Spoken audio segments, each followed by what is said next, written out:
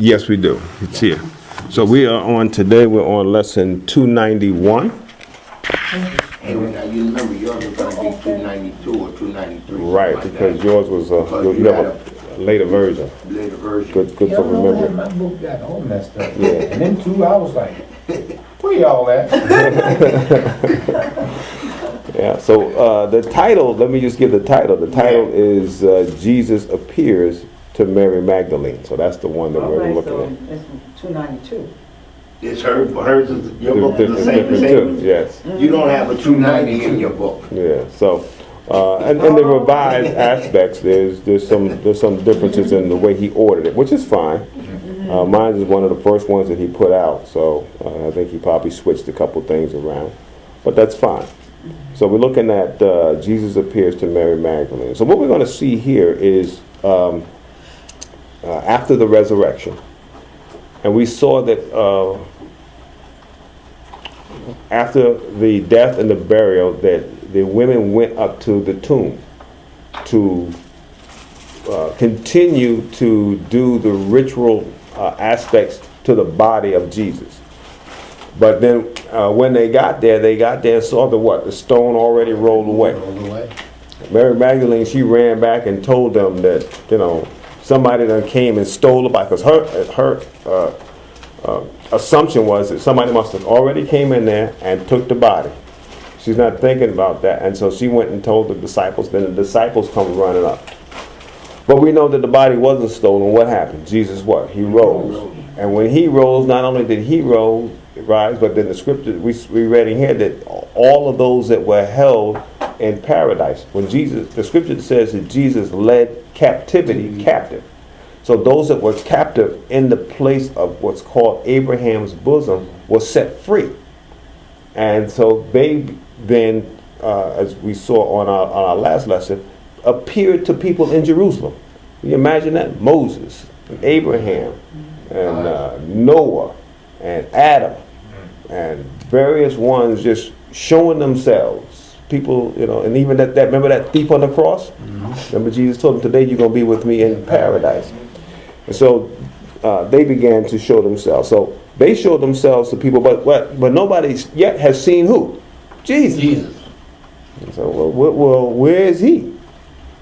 And so we're going to see here in just a bit Jesus showing himself, and he's going to give an explanation to Mary Magdalene that we want to look at and kind of point out just a little bit. But let's go ahead and get the reading in.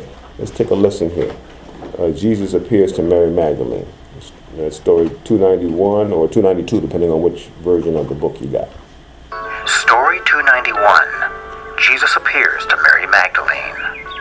Now after he had risen early on the first day of the week, he first appeared to Mary Magdalene, from whom he had cast out 7 demons.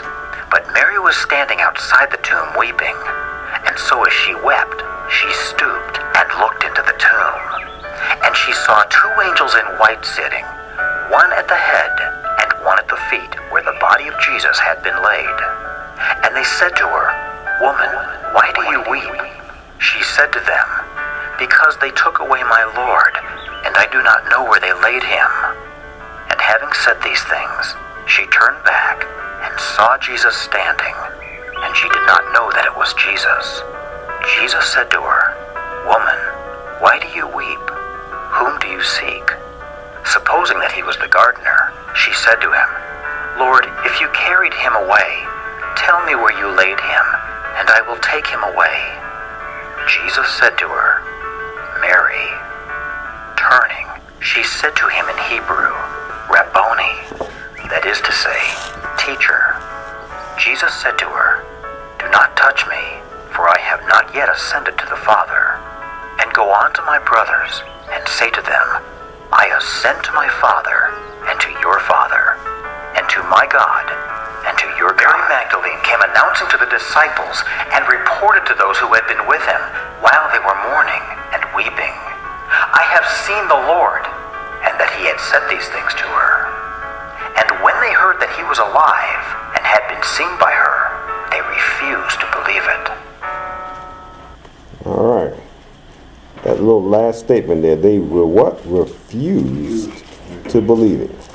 interesting on our aspect about what is true. Oh, girls don't have. Yeah, it's a little different. Oh, Yeah. But we'll pick up on that. okay. All right, I'm sorry. So when you look at this situation here where there's much confusion about what's going on, everybody's got a glimpse as to something different happened, something's going on, but they haven't been able to piece together what's actually happening. So the women go to the tomb, the stones roll away. I don't know who moved it. Mary Magdalene is running and telling the disciples that something's going on. And they're like not paying her any attention. The other women look and see that there's no one in there. And they're thinking that the body was what? Stolen. Mary Magdalene's back at the tomb, and she's there alone, and she's what? She's weeping. All right. So why is she crying? Because she doesn't know the what? The truth. The truth. Why do we cry? Why do we get sad? Why do we, shake our head and get? Because we don't know the truth. And the truth is that what? God will never nor forsake us. Mary Magdalene is weeping because she feels like something has happened. Somebody did something to my Lord. There's something going on that isn't what God wanted. And that's what makes us sad. Anytime we recognize that we are in the perfect will of God, if we understand that, how would that make you feel? Good. Make you feel good, very joyful. But our problem is we don't recognize it when we're in it. Because God's will and God's ways are not what? Our house. So therefore, we're trying to bend God to our ways. And God's like, no, you're going to move up to my way. But sometimes that's painful because we don't like where God is moving us until we begin to what? Understand it. And we get a revelation about it. And so when you look at this story here, and it says, and now after he had risen early the first morning, Mary Magdalene, he first appeared to Mary Magdalene. All right, and so it says, but Mary was, and here's a little bit more detail about it. That was Mark talking about that in just a small portion, but John expands upon it, and he says, but Mary was standing outside the tomb weeping. We already talked about why she's weeping, right? Because she don't see the Lord. So she feels maybe somebody stole him.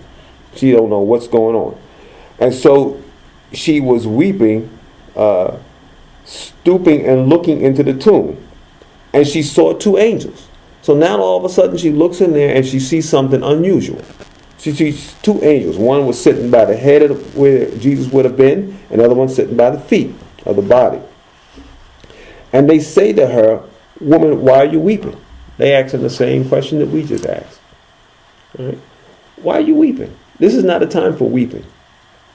Because if you understand, and how often have I referred back to if we could really understand the 23rd Psalm, the Lord is my shepherd, I shall not.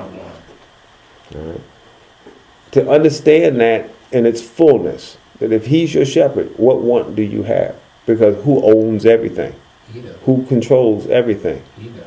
Who can manipulate and show you the truths about why you may be in one situation versus another? The Lord can. So if we have that understanding, unfortunately, do we do that all the time perfectly? No. We don't. And that's to our downfall to a degree, because that is what brings our confusion. That's what, because we and even when we do it good for a while, we think we got it, okay, and then we going good, then something else happens because we think, okay, this is it now. I'm no longer going to have that little, out of the blue thing that comes about that I didn't expect. I kind of feel like I feel like I'm moving in the will of God, and you're going, and then just like God, He does something that He understands that we what? Do not. Understand. And then we go back into confusion, sadness, wondering what, instead of doing what? trusting. One of the most difficult things that you'll ever have to do is just to be able to say, regardless, I'm going to trust God. That's hard to do. I'm going to be honest with you. It's something that we do. We all have done that. But to do it on every instant that comes into your life, car breaks down, house catch on fire, loved ones dying, kids acting up, disease in the body, and then it comes, this didn't shock God. God's got this under control. Not all the time do we step into that realm first. A lot of times we step into the why, I can't believe this, whoa, and we start rebuking the devil because we think that, the devil done move me out of God's will. This ain't God's. Once you give your life to the Lord, who's going to be able to separate you from the love of God? Nobody. All right, so the devil stepping in, all he's trying to do is create an illusion. He's trying to give you misinformation. You are always in the blessings of God, but the devil's trying to get you to see it in a negative light. That's what he's trying. He's trying to get you to be confused about how God's blessing you, and get you to believe in what? A lie. A lie. Because he is a lie. And if he can get you to believe a lie, you could be smack in the middle of God's will and be disappointed. If the devil can get you to believe a lie, you can be right in God's will and try to get out of it. Right? Because the devil done told you a what? A lie. Amen. Right? So what we got to do when we don't understand it, what did God tell us to do? Trust him. Trust. Be what? Be faithful. Have faith. How often did the Lord tell us when he would do something with his disciples, why did you doubt? O ye of what? Little faith. So who are we? People of what? Little faith. Little faith. Maybe your faith is giant. I know. I can go back by experience and tell you, I'm like the disciples. I'm O ye of what? Little faith. But I thank God for the what? The faith. Because Jesus said if you have faith as a what? As a mustard seed. So I'm thanking God for the little faith I got. Because that's all I need. Amen. I'm hanging on with that. I'm moving forward with that. Amen. I ain't got giant faith. Maybe you got it. I ain't got it. Amen. But I got something. I got faith. Amen. And that's what I'm hanging on to. And I try to develop it and take that little faith and just keep it moving and growing. But I just thank God for the mustard seed faith in God Amen. that he's given to us. The scripture says he's given every man a measure of faith. All right. And so they asked Mary, why are you weeping? And she said, and this is her answer. This is her conclusion. Because they have taken away my Lord, and I do not know where they have laid him. Okay. The only truth to her statement is where she said, I do not know. That's the only thing that was true about her statement. Nobody's taken away the Lord. Nobody came and broke in. The only thing that was truth that she said was, I don't know. And I will take that and say that's what we should learn to say.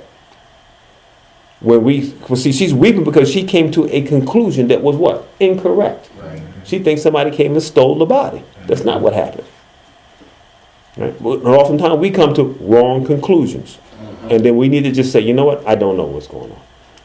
Lord, I don't know what's going on. People, I got loved ones that are sick and kids that are acting up or different ones. And I don't know what's going on. I don't understand it. But I do know this. I have to trust you. Yes. The not knowing and just thinking back on different situations, people just get hysterical on not knowing, making assumptions, and thinking what they're going to foretell the future. And so many times I'm like, but that's not the truth. Why are you going all out, having all this anxiety? You creating all this anxiety within yourself and going here and there and stuff like, what if, what's the truth? What do you know to be true? And just stand on that. Yeah. The Bible says after you've done all you can do, Just stand. stand. And that's right. Okay. That's what you have to do then. Just I stand on find the myself truth. sometimes saying, I have to tell myself. yeah, I said, Lord, I don't understand. And then I just leave it alone. I said, Lord, That's right. I can't fix it. I Yeah. would love to. I look back at when we went over to the house that day, and you're like, I can't, and I said, Hayward. And I don't know why I do these things. I said, why don't you just slow down? Because I didn't know what else to tell him. Mm-hmm. I couldn't tell him where his keys were. I couldn't tell him without, because all you need to do right now is just slow down. Mm-hmm. And we went on with the day, I mean, like we were saying with the anxiety, I mean, I can sit down and sometimes, I mean, I don't know where I'm at, but it always comes back and says, call Hayward, talk to him for a while. Mm-hmm. Call your sister. Mm-hmm.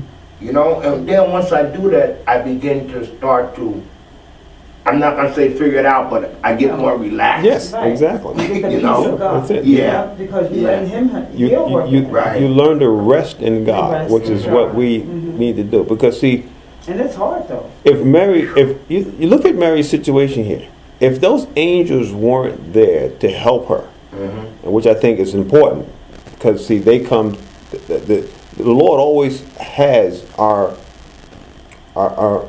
good in mind, and so there's times when we're going to need a help, not just from a natural help, but we're going to need a what? A spiritual help. Mary, right at this time, she needs a spiritual help. Because look at her conclusion, and look where her conclusion could take her. We can use our own imagination to look at this. And her answer says a lot, because they took away my Lord. Okay, let's stop for a second. They. Who could she be thinking they are? She could think they is the who? The Roman government. So now she could be like, this government is the problem. Or she could be saying the they would have been the Jewish leaders. They came and took the Bible. Right? Or the they could have been somebody that was just a crook trying to find a way to make a buck. She could go and each one of those things that she's labeling as the problem is part of her own what? Imagination. Mm-hmm. If we extrapolate the they in her statement.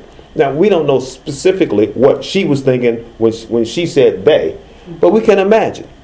But then bring that to us.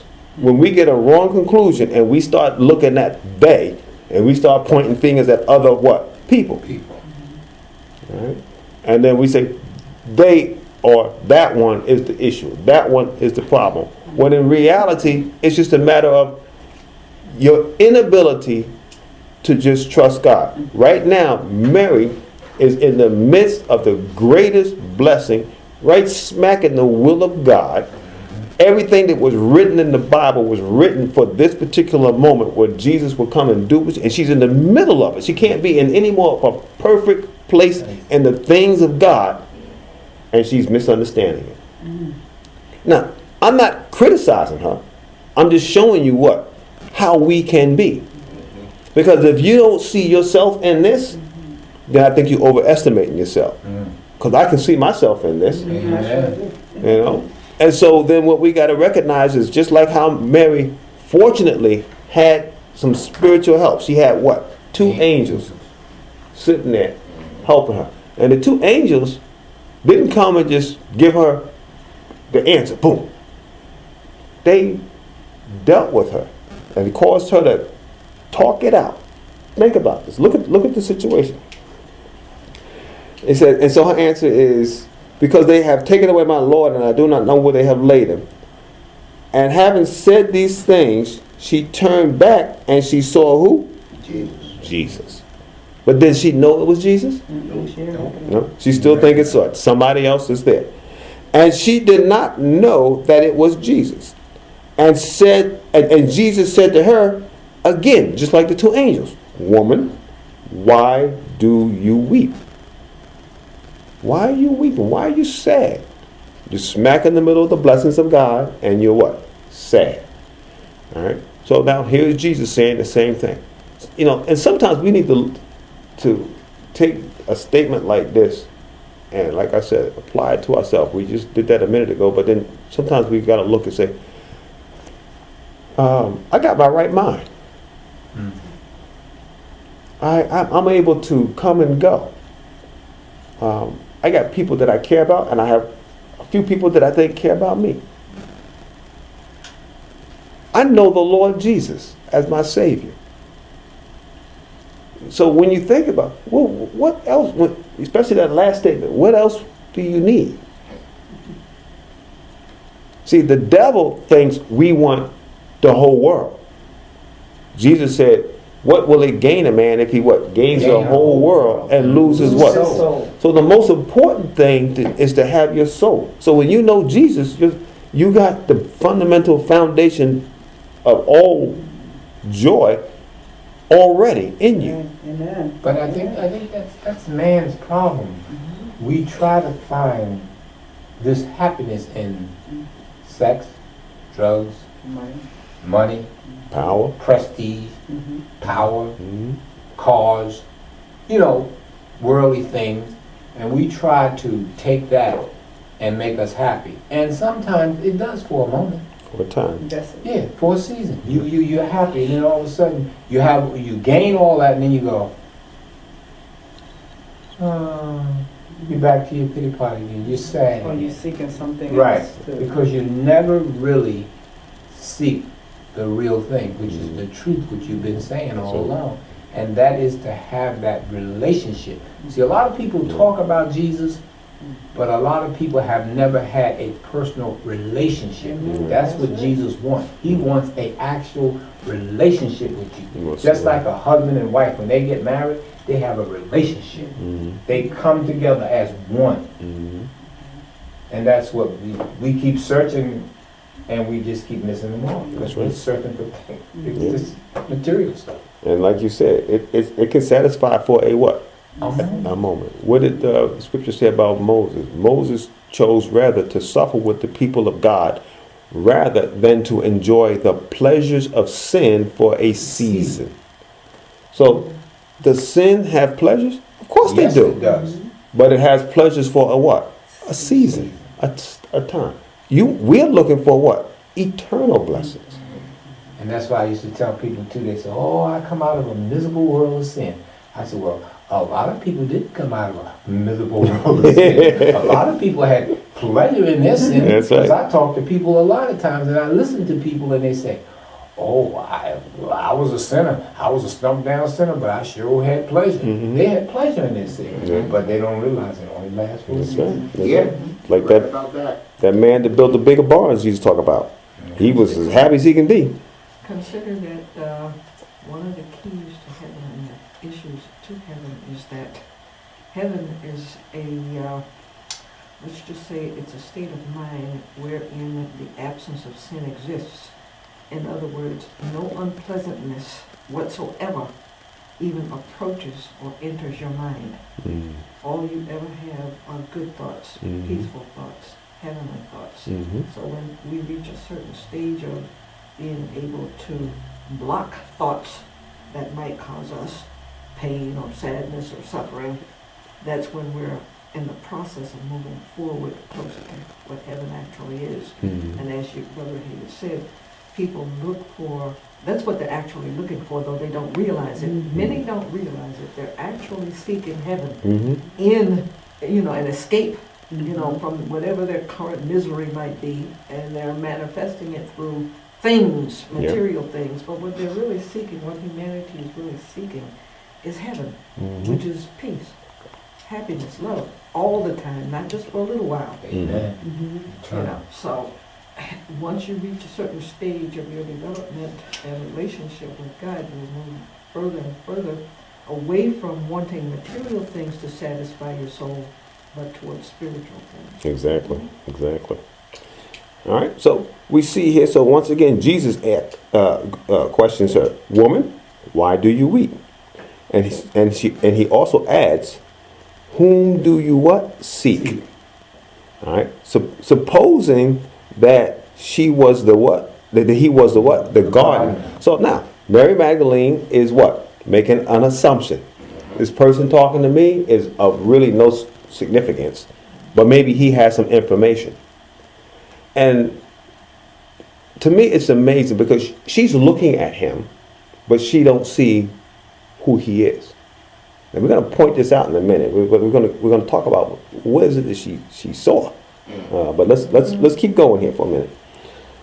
Supposing he was the gardener, she said to him, "Lord, as just being respectful, like we would say sir or mister or Lord, if you carried him away, so if you're the one that took him away, because once again, she don't know what happened, right? Tell me where you laid him, and I will take him away. Oh, so Mary, you gonna lift that whole body by yourself? Yeah, right. All right.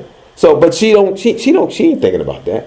Her thing right now is she's trying to get to where, because she is just locked in that Jesus is dead. She's locked into that.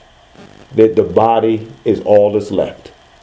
There is no talk of her in her mind right now of resurrection, of him defeating sin, of him coming out, of him being like Isaiah said, that where he trodden the grapes of wrath on his own. He's walking and defeating and stepping on and defeating the rages of sin. He's won. She's not seeing that.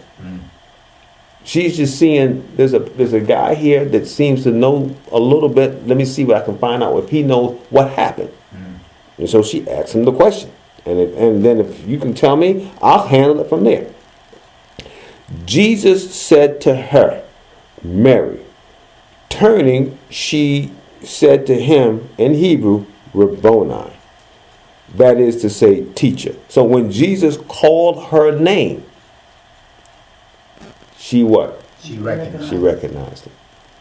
Right? And so when the Lord calls your name, guess what? You're going to recognize him. You're going to know. So what was the difference? When she saw him and looked at him as a what? As the gardener. There's somebody there that's just, maintaining the garden.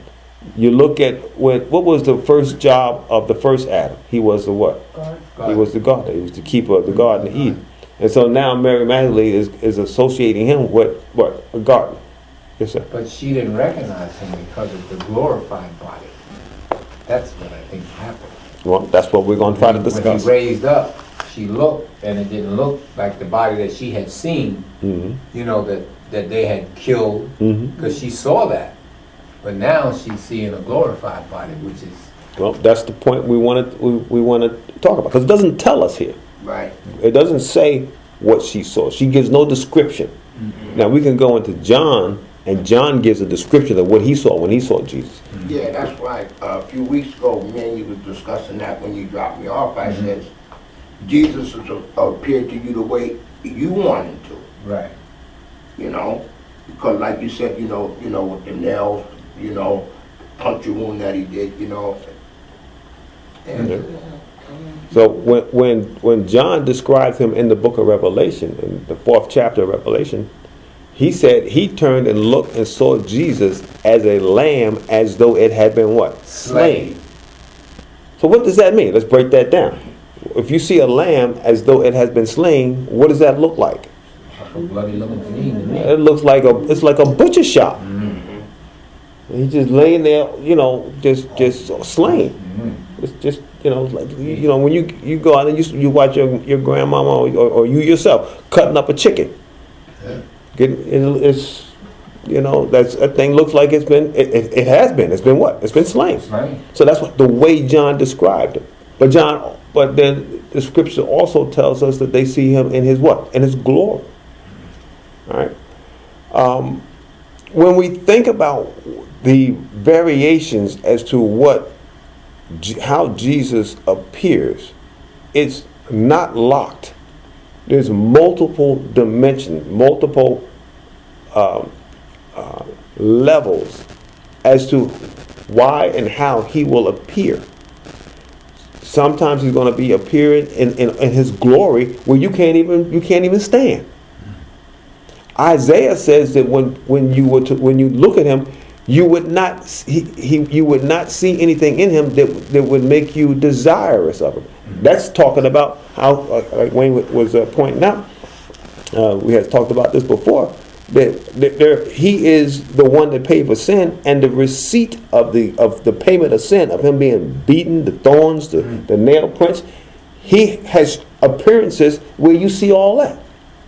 And that's probably what John saw, just a man that's just been butchered. And they said there's no beauty in him that you would what? Desire him. So you look at him and there's nothing that I see in him that I would want for myself. I wouldn't desire anything that he has physically that I can see to be applied to me. But yet he's got that. And why does he have that? Because that's what he used to pay for sin. And for eternity, he'll have that portion of his vision, of his visibility. So when if anyone wanted to know what does sin cost, God can stand there and transform and say, this is what it costs. But the thing I don't understand, brother, is when I look in Romans and he said to us the sinners, now God done saved us from our sin. And then God asks us a question. Should that this grace that I've given you, should you continue in sin that grace may abound? Mm-hmm. Should you continue to do your sin that you're doing just because you're under dispensation of grace, the unmerited favor of God? That's stored up on undeserving man. You don't deserve it, but he gave it to you. Should you continue in this ugliness? God forbid. You know, that's what people don't understand. Yes, we are under grace, but don't, like you said, you can't trick God. Don't play with him. He's not a toy. You can't play with God, because he said the wages of sin is what? Death. That's right. That's all I gotta say. Yeah. And he's paid for our sin, and he's going to forever carry the results of what sin. Sin was not cheap. Sin cost God what we see, his life. Gave it for us. It cost him a moment where him and the Father were what? Separated. Where the Father had to look at him and see what? Sin. Turn his back on him and smite him. My God. That's what sin costs. Yes. And people don't understand. Yeah. How can you continue in this Yeah. just because you're sitting under grace? And so, look at what transpires here. So when he says, as she says to him, Mary, turning, she said to him in Hebrew, Rabboni, that is to say, teacher, which is what Jesus is. Yes. He is our teacher. He is the one that gives us the understanding of all things eternal. Can I add something to that? I was Sure. looking at the word, in fact, looking at 3 words in this one sentence. Turning, Hebrew, and the word teacher. Now, that little voice you just heard a minute ago, I meant for it to be silent. But according to the Strong's Exhaustive Concordance of the Holy Bible, the word turn is spelled Showhad, or shab. Perhaps I'm wrong it, because I don't speak Hebrew perfectly. Yeah. But what it means is to return and to turn back. And me looking at it from the Hebrew point of view, from this Hebrew definition here, it's telling me that what she did was, he called her, it wasn't a physical thing, but he was calling her spiritually. He was calling her mentally. He was calling her soul out and telling her to see me, because I am the teacher. You know, I have passed from life to death and back to life again, spiritually speaking. So I'm looking at the Hebrew word that I just looked up, meaning to return to or to go back to.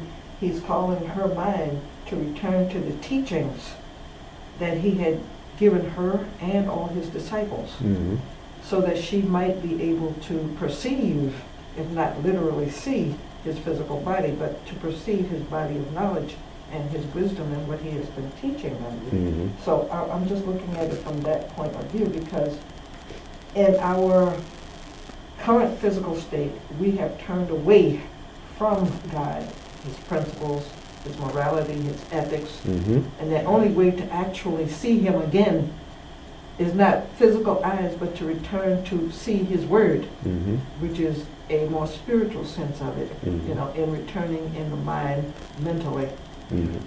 Yep. So when that key word there, teacher, she called him teacher. How, you know, hey, he must have been a great teacher. He must have given them laws and statutes and certain commandments and principles to live by. So she recognized him as teacher, and she addressed him as rabbi or rabboni, teacher. Mhm. So I believe what he was calling her to see, Mhm. when she turned away from that physical aspect of herself that she was used to seeing him and began to see him spiritually, and then she referred to him as teacher. Yeah. Mhm. And that turning aspect is one that Paul talks about a lot. He called it what? Repentance. Turn from your what? Your wicked ways. All right? And so it's important to keep that in mind as well. So Jesus said to her, when she recognized, I'm sorry, did you have a question? Well, I just wanted to add on to what Sister Barbara was saying, that it also said, thy words have I hid in my heart. So then God can tug on those words Yes, right. and bring us to where he wants Right, us. right. That's how he leads us. But we first Gotta gotta put let them the in. teacher teach. You gotta let them teach. Be That's true. teachable. That's right. That's true. And then he can pull those teachings to your forefront of the mind. Very good. So Jesus said to her, do not touch me, for I have not yet ascended to my Father, or in some cases it's the Father. I said, but go to your brethren and say to them, I have ascended to my Father and to what? Your Father. To my God and to what? Your God. All right. Very interesting statement. Number one, Mary's looking to go in what? More than likely she's trying to what? Embrace him. But he says what? Don't touch me. Don't touch me yet. And you say, okay, well, what did he still have to do? What did he have to, why did he do that? My answer to you is, I do not know. Okay. But now, let me add to that. When we go back and we look at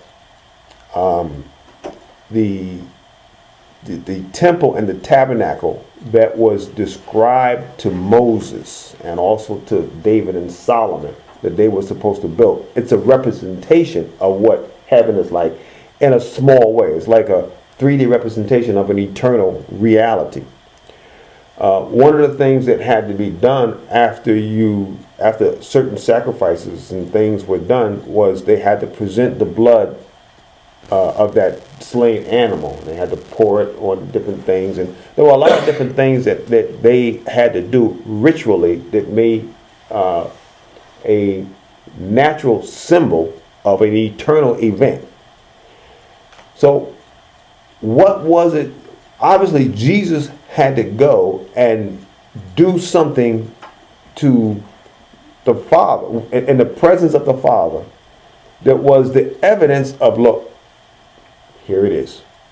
Now, what that one thing was, or what that several things were, like I stated before I started running this conversation, was I do not what? No. I have no idea. I wasn't there. And so all I can do is say your imagination and your conclusions can be just as valid as mine. But we do know this. He had to go and do something. And it was significant. And yes, when we get into the building of the ark and the building of the tabernacle, we'll kind of point that out. We won't take the time to go through each one of those now. But we'll point that out when we get there, because there were a lot of activities that these priests that were standing as a shadow or a symbol of our Redeemer had to do. And they had to be ceremonially sinless. And if they weren't ceremonially clean, when they walked into the Holy of Holies, what happened? They died. But we know when Jesus goes and he walks into the true, real Holy of Holies, he ain't going to die. Because he did everything what? Perfect. And so we'll look at that. So he had to go back to the Father. And anyone that goes, Jesus took on what? Sin. He became sin for us. Anything that goes before the Father that has sin is what? Is destroyed. And even when Jesus took on sin, for that moment, the Father had to do what? Turn his back. And he had to discipline sin. He smote it. But now when Jesus has resurrected, he now can go and present himself as what? Totally cleansed. I'm not carrying sin. Sin has been defeated. So now he can actually go into the presence of the Father without any issue that sin is there, because sin has been what? Eradicated and defeated. As you can see, there's a lot you can say to that. But he says, I have to go to my Father and to your Father and to your God and my God. And I like the fact that he says, the way I connect to the Father, so do you. The way I see him as God, so do you. Which is a great thing to keep in mind. Mary Magdalene came announcing to the disciples and reporting to those who had been with him while they were yet mourning and weeping. So she runs back to the disciples and does what Jesus told her to do. It says, and when they heard that he was alive and had been seen by her, look at this, they refused to believe it. So I absolutely will not believe this.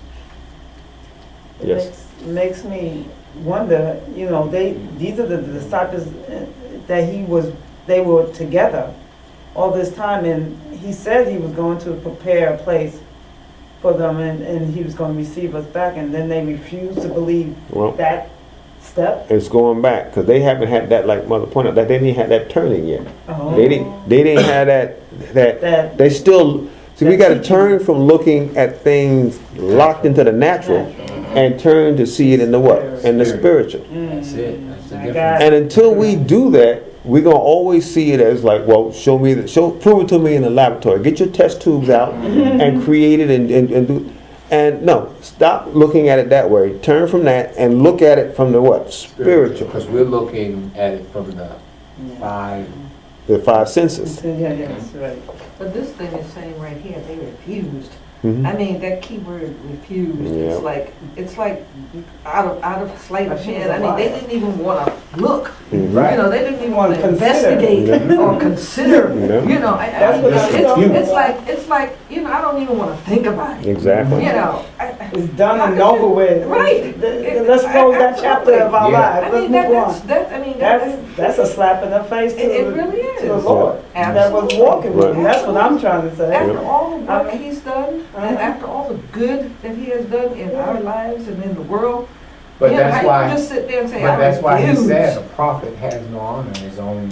Right. And see, that was his people he was dealing with. But then I can see also where the comforter hasn't come yet. That inner touch, that we have now today. Mhm. So maybe we don't have that excuse that they had until because we have the comforter with us. We they needed Jesus to come like Mary, like he did to Mary, to speak into that spirit that was within them and wake that up and say, remember, or whatever. And we have the comforter with us, but they had to teach it with them. Yeah, but then once people left, once they left, they went back to the natural. Mhm. They didn't have that spiritual connection yet. But here. Okay, go ahead. No. I'm going to add right on to what y'all have said because I think it's all correct. Because when you refuse to believe something, it's because I can't understand it or make sense of it. See, something when we get to the point where we can believe God because He's God. See, that's why a lot of people are trying to prove the Bible. They're trying to prove God. I used to be in that kind of thing where I'm always trying to prove stuff to people. And then I learned, you know what? You can't prove things. Because people, if they refuse to believe it, you can't prove it to them. There's nothing you can do. So until you get to a point where you want to believe. Yeah. See, if you refuse to believe, I can talk to you all day long. And if But it's going in one ear and Out the other. But if you ever want to truly know truth, if you want to know truth, even though you don't know it, but you want to know it, you'll listen. then you'll start paying attention to certain things and you'll start moving it. And so Mary Magdalene could have talked to them from now to the time the cows came home. As long as they refuse to believe, it ain't happening. We get into those situations too if we refuse to believe what God can do. Well, God, I want to be able to have health, but then God allows something to happen, and you say, I refuse to believe that I can be in God's will and be sick. Well, some people come to that conclusion. Well, you gotta say, well, whether I'm sick or well, I know I'm in what? God's will. There's a book in the Bible all about that. Joe, Job. Yeah. Joe. You know, it's funny because you say that because like every Sunday morning since I've been I get up in the morning, I try to find an excuse not to come here. Mm-hmm. Every Sunday. But look where I'm at. Yeah. Got mad with him last Sunday. Mm-hmm. I didn't tell him right away, but I told him the next day. Because he called me and said we wasn't going to be here, but he went to church somewhere else. Mm-hmm. Didn't even call me and say, well, I'm going somewhere else. Mm-hmm. I was mad. I told him I was mad. Mm-hmm. He said, but you may not want to come. And I said, but you don't know that unless you had to ask me. Right. That's right. Yeah. I apologize. Next time. But, Yeah. but it's, you know, and I talked to him Saturday, I see 10:45, Mm-hmm. you know. But I know I'm coming, but every Sunday, and it's not me, I know it's, Yeah. I know who it is, Mm-hmm. you know. And I get up at 7 o'clock, have my coffee, get dressed, I'm ready. Mm-hmm. And I can hear, you know, man, take your clothes off, get back in the bed, man, you ain't got to go. Man. Yeah. But No. but see, you recognize the fight, Mhm. and see, being able to recognize that you're in a fight is key. Right. Mhm. That's one of the most important things, is to recognize that when you all of a sudden feel like you're getting bumped and bruised, wait a minute, I'm in a fight. See, if somebody throw you in a ring, somebody blindfolds you and puts you in a ring, you have no idea what's going on. They just have you standing there blindfolded. All of a sudden, you just feel some people walking up just punching you. Then you hear people cheering. You go, wait a minute. I think I'm in a boxing ring here. So at least let me put my hands up. Yeah, right. Right? At least let me start guarding myself. And so sometimes we don't see the spiritual entities that are fighting us. That's right. But you know what? Let me at least put my hand. Let me at least start with some prayer here. You know, put my hands up, and then let me like start just listening to. Okay, when should I throw a jab? And you just throwing and missing, throwing and missing. And Lord say, slow down, concentrate, keep blocking. Okay, right cross, poof, and all of a sudden you feel like you hit somebody. You ain't seen it, but you hit him. And so you're just listening to the Spirit. Amen. But you Amen. gotta know I'm in a fight. Yeah. So if you're in a fight, anytime you lower your guard, stop staying on the attack, you're gonna get punched in the head, and you're gonna get repeatedly You might punched. get knocked out. You may get knocked out, but you gotta recognize I'm in a fight. I've been put in this ring of this world, and I got people that are, when I say people, entities, spiritual entities that are always trying to throw some jabs of discouragement, hatred, some jabs of confusion. And that jab of confusion, if they ever connect with confusion, that can take you out for a while. You ever see somebody when they get hit and they get wobbly on the knees? When the enemy hits you with confusion, you can get wobbly because you're like, okay, because you know that you need the Lord, but you're like, I don't know what's going on. Why is this happening? Why is that? We've all been hit with that jab of confusion to a degree. But what the Lord told us to do is stand and fight. We are to fight the good fight of faith. You're in a fight. And if you don't recognize you're in a fight, if you don't recognize this is a battle, and so what happened here, these disciples, they came in and they refused to fight. Consider, let's go a little further than fight. A fight, I'm sure you've seen fights. We've all seen fights, even on TV. Even when you were a child, you probably got in a fight. And a battle is a little bit more involved than a fight. But consider that right now we are at war with Satan and all the forces that it can muster that are negative. It's bringing all of its power and resources to bear just to keep you from getting into heaven. Because Satan don't want one of us to be saved. That's right. Not one. So you are in a mighty war. It's not a skirmish. It ain't even some little fight. It's not some battle on the battlefield like that we are at war. Mhm. And this time it's for the whole, as they say, enchilada, Mhm. heaven or hell, one way or the other, it's eternity, this time. Mhm. So you gotta put up your best. Yeah. That's right. That's right. Absolutely. That's right. You got to be in the battle. And what's nice about when you look at it, the difference between fighting a singular fight versus being in a war, you have allies. Right? So that's why we can pray one for another. We can assist each other. I can encourage somebody. Then we not only got allies that we can see, we got allies that we can't see. So just like how the enemy got his spiritual things going on. Remember, Mary Magdalene, the first thing she saw was the two what? The two angels. Okay. So we got, right now in this room, we got spiritual aspects both fighting with us, for us, and against us. That's part of the war.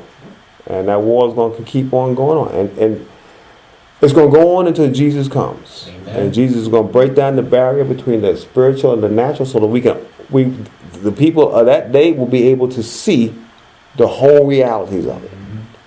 John said that he saw that there was a window or an opening in heaven. And so you'll be able to recognize this is just not a natural. It's also a what? A spiritual. And then so that battle's going to happen. I often think we'll talk about this when we get into Genesis.